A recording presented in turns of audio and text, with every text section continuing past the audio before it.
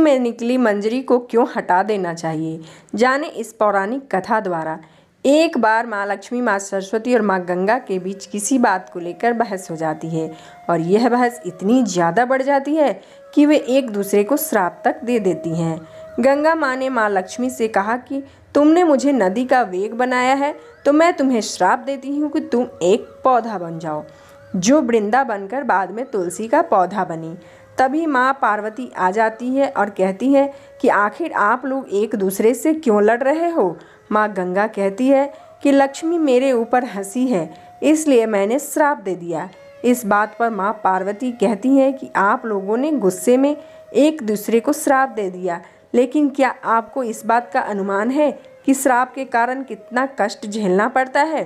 माँ पार्वती कहती है कि 84 लाख योनियों में से 20 लाख योनियाँ वृक्ष और पौधे की है। तो लक्ष्मी आप बताएं कि एक बार पौधे के रूप में धरती पर जाने के बाद आपको वृक्ष या पौधे के रूप में किस किस योनि में रहना पड़ेगा। माँ लक्ष्मी को अपनी भूल का पछतावा हुआ और उन्होंने माँ पार्वती से सहायता मांगी और कहा कि क्या ऐसा कुछ हो सकता है कि 20 लाख योनियों में एक बार में ही मुक्ति हो जाऊं। ऐसे में माँ पार्वती ने कहा कि इस श्राप का हल मेरे पास तो नहीं है, लेकिन इसका हल महादेव ही बता सकते हैं। महादेव ही है जो हर तरह की योनियों से छुटकारा दिला सकते हैं।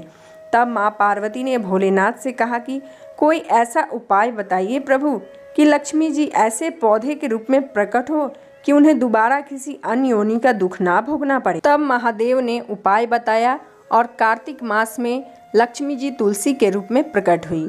कहा जाता है कि द्वादशी तिथि के दिन तुलसी के पौधे में लगी मंजरी को तोड़कर शालिग्राम को अर्पित कर दे।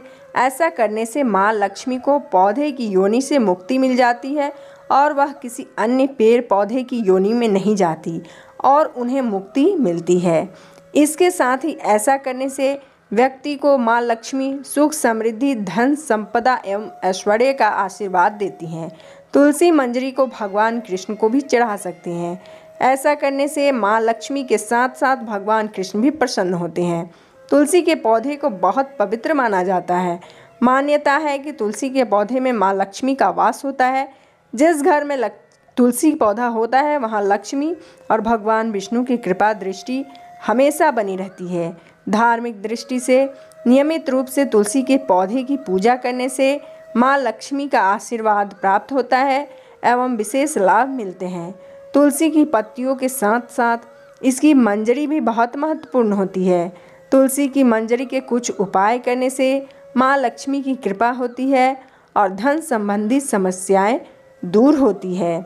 सनातन धर्म में तुलसी की मंजरी के कई उपाय करने से माँ लक्ष्मी की कृपा पाई जा सकती है। आइए जानते हैं तुलसी की मंजरी से जुड़े कई फलदायी उपाय। पुराणों के अनुसार भगवान विष्णु को तुलसी बेहद प्रिय है। मान्यताओं के अनुसार भगवान विष्णु को मंजरी अर्पित करने से मोक्ष मिलता है और व्यक्ति को जन्म जन्मांतर तक के पापों से मुक्ति मिल जाती है। खर्चों से परेशान रहते हैं तो गंगा जल में तुलसी की मंजरी मिलाकर उस जल को पूरे घर में छिड़के।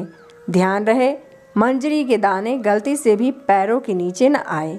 इस उपाय से घर की नकारात्मकता दूर होती है और धन की हानि भी रुक जाती है।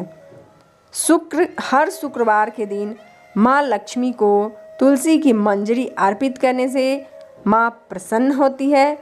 इस उपाय को करने से माँ लक्ष्मी घर में हमेशा वास करती है और उनकी कृपा से धन की कमी दूर हो जाती है।